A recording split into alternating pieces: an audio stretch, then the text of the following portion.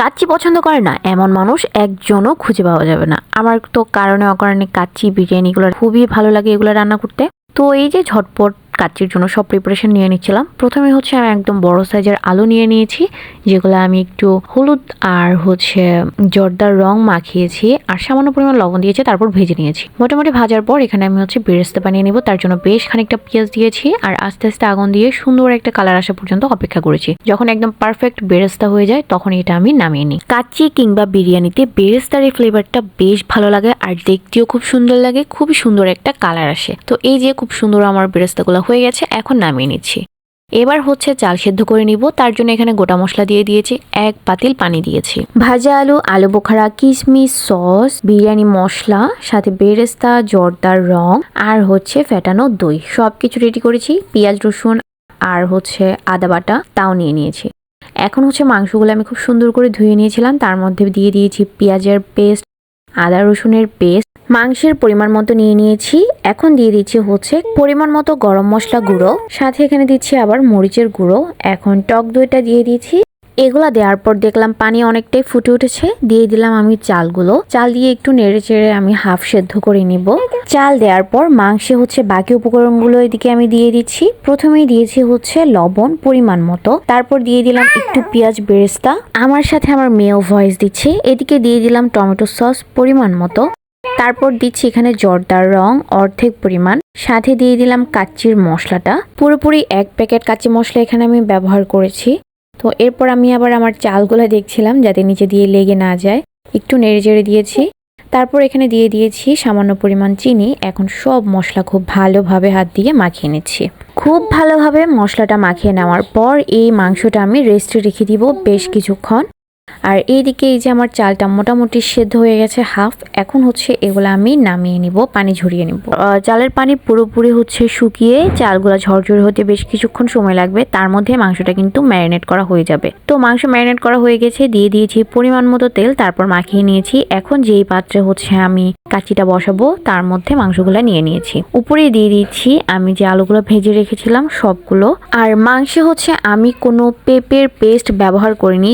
আমি যখন গরুর মাংস ব্যবহার করি তখন তার মধ্যে পেঁপের পেস্ট ব্যবহার করি, কিন্তু যখন খাসির মাংস দিয়ে কাচ্চিটা করি তখন পেঁপের পেস্ট ব্যবহার করি না, কারণ এমনিতেই বেশ তাড়াতাড়ি সেদ্ধ হয়ে যায় মাংস। তো এই যে উপরে আমি দিয়ে দিয়েছি বেরেস্তা, সাথে দিচ্ছি আলু বোখারা, কিছুটা কিশমিশ। এখন ভাতের একটা লেয়ার দিয়ে দিচ্ছি উপরে। এই লেয়ারটা একটু মোটা করে দিব।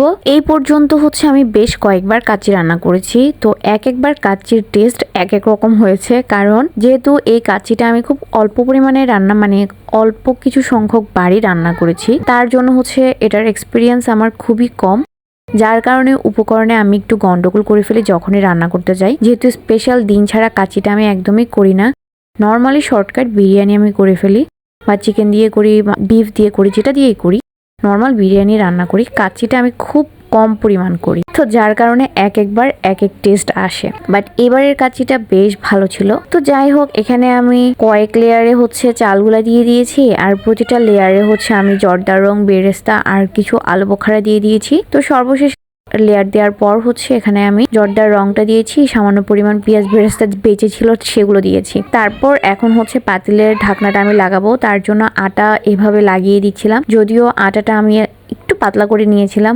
ভুলবশত, তো এটা লাগাতে একটু কষ্ট হয়েছে। একটু শক্ত রাখলে ভালো হয়, সহজে লাগানো যায়। তো ঢাকনা সিল করার পর আমি বেশ প্রায় 40 মিনিট 50 মিনিট একদম লো হিটে রান্না করেছি। 40-50 মিনিট পর আমি এখন ঢাকনাটা তুলে দেখবো যে আমার কাচ্চির কি অবস্থা। একটু উল্টিয়ে মাংসটাও চেক করে দেখবো বা পুরোপুরি সেদ্ধ হয়েছে কিনা। না হলে আমি ঠিক করেছিলাম যে আরো কিছুক্ষণ দমে রাখবো। তো যাই হোক, প্রথমবারে মাশাআল্লাহ তখন পারফেক্টলি মাংস সেদ্ধ হয়ে গেছিল, চালগুলো ঠিকঠাক মতো সেদ্ধ হয়ে গেছিল, মানে প্রপারলি কাচ্চিটা রেডি হয়ে গেছে একদম। খুবই সুন্দর একটা স্মেল আসছিল মাশাআল্লাহ। এবারের কাচ্চিটা এত ভালো হয়েছিল।